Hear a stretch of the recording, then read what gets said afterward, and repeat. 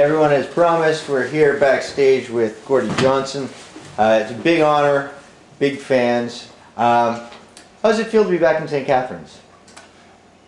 It feels really good once I could find it. It took, we got lost looking for Ontario streets. Oh, yeah. There are several of them around. Now, of course, we've played here so many times over the years. It's nice to always be welcomed back. Excellent.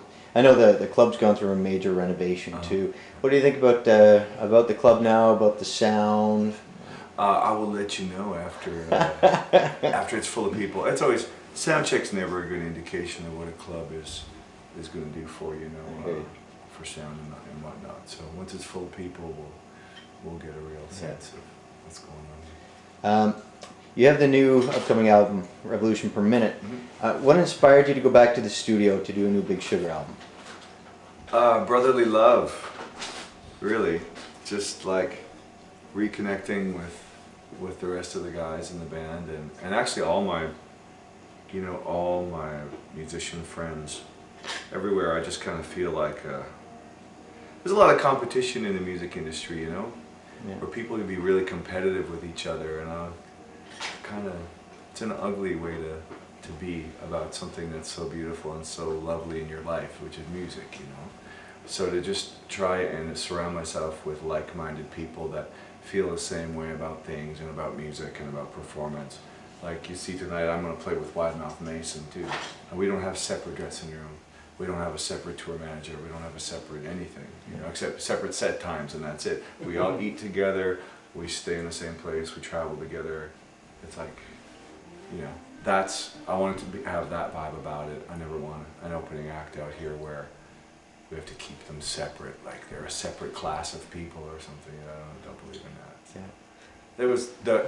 That was the mood surrounding the whole point of getting all these people back together to make music. Wow. So, is that what's kept it fun since 1988? Or do you have some other secret to it? There were some unfun parts.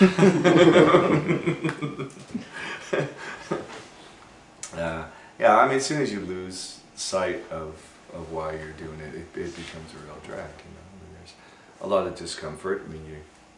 Although the dressing room is lovely, you can, everyone would rather be at home with their family, and, obviously. So when you're out here doing something that you really look forward to, you can look past all the discomforts of it. And when did you start to play? I'm kind of a late starter for the guitar. I started to play the bass when I was in my early teens. Like 13, probably 12, 13 years old, I got interested. All the kids in my neighborhood played the guitar, and they had older brothers that had guitars. I had no older brothers, so I got stuck playing the bass, which was fine with me. I thought the bass players were cool, So I was a bass player for a long time, man. Before I didn't pick up a guitar until the 1980s, really. I'd already been working, a dozen years professionally as a bass player.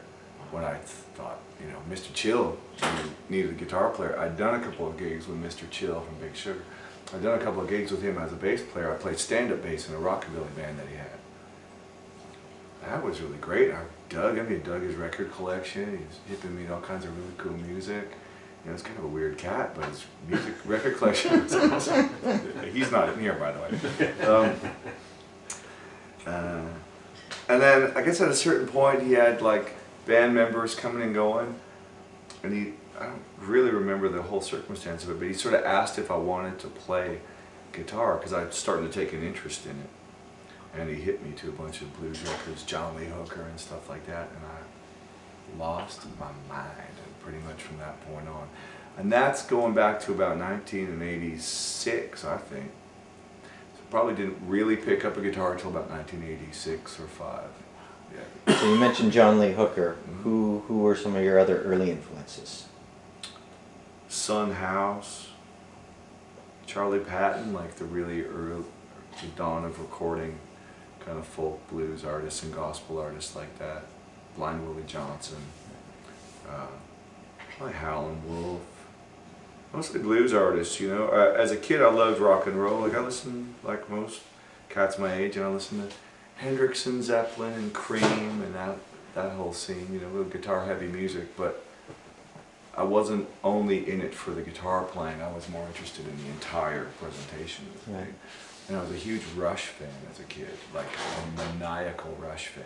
Yeah. Being a bass player, of course, because Geddy's a badass. Right? Yeah. But I loved going to see Rush as a kid because there was just nobody who put on a show like that. Just for the staging and the lights and the effects and everything. Ooh, I had like a rear screen projector or something. Wow, a projector? What are you, nuts? So scientific. So I wasn't like I was just going to watch the bass playing. I loved the entire presentation of the thing. So I kind of got into like the notion of show business, watching that. Or probably before that, I was just into the records. You know? Yeah. When I saw that, I was like, I'm doing that. Forget it, I'm doing that. And what about now? Whose guitar work do you admire now? Well, actually, no. I'm fortunate to have some of my best friends are some of the best guitar players walking the earth right now. I'm happy to say, like Sean Burrell of Wide Mouth Mason. I love playing with Wide Mouth because I love that kid's guitar playing. I could listen to him play all day, and sometimes I get to, you know, I can listen to him play all day. Wow, it's fantastic. Again, there's no competitive anything in our relationship. I'm only too happy to be in a supportive role playing with him. You know? Warren Haynes, one of my best friends. He's a good one. Yeah. So I just, you know, Luther Dickinson from the North Mississippi All Stars and the Black Crows, Rich Robinson and the Black Crows. Right. These are all guys that are like my bros, you know. They're my homeboys. I can call them up, you know, on their birthday or what have you, because, you know, and I just happen to adore their guitar playing. Just for the record, my birthday's coming up. You can call me too. I ain't heard your guitar playing yet. Switching to gear. What's the most reliable guitar and or piece of gear you've had over the years? You know what? I gotta tell you, man, my Garnet Herzog, my guitar preamp, it's like a single 6V6. I kind of like depend on it for my sound. I mean, I can make my sound on any amp, but this Garnet thing, and I met Gar Gillies years ago. I mean, he's deceased now, but I met him. He was already quite an old man. I'd go to his shop, and he'd always, you know, tweak my gear for me and give me a little lunch bag full of vacuum tubes or whatever. Just like such a kind guy. Never charged me for anything. And I've had that piece of gear, man, since about 1998, 7, something like that. I picked one up for $100, and I've used it on every gig since then. And never had any service issues or anything. Like, talk about overbuilt technology, man. The thing's bomb-proof. Wow, man, I love it. Okay, speed round. Okay. Stomp or rack? Are you talking about women? Effects. You want to see my effects rack? Sure. I'll show it to you right now. It's right here, baby. I got gas, brake, clutch, emergency brake. That's my pedals right there. Nice. I use no pedals, man. Yep. I never use no pedals. Good. Well, Glass it's not good, brass. it's just good for me. I mean, I respect guys that use pedals. I mean, some guys have huge pedal boards and know what to do with them. See them big old boots? Man, you can't step on them. I tried a wah-wah pedal once, and man, I just like it skittered across the stage. I tangled up in the curly cord, and I'm like, come on, country boy, get this. No, I don't know if you know pedals. Yeah, some people need it, some people don't. No, no pedals. Glass, brass, bone, or steel? Strictly steel. Strictly steel. Yeah. Would you play any guitar that feels good and sounds good, or are you loyal to your brand? Well, both. I'm loyal to my brand because it just responds to my touch. I've been playing Gibsons all my life because they respond to my touch, and the sounds I hear in my head just emanate from the thing. There's a very short distance between what I think and what comes out.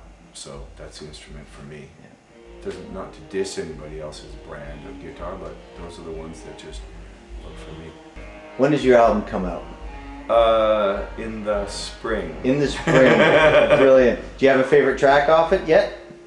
Oh, yeah, I mean, no, I don't have a favorite one because, I mean, they're all pretty dear to us right now. We just got the whole thing kind of dialed in, you know. Whoa.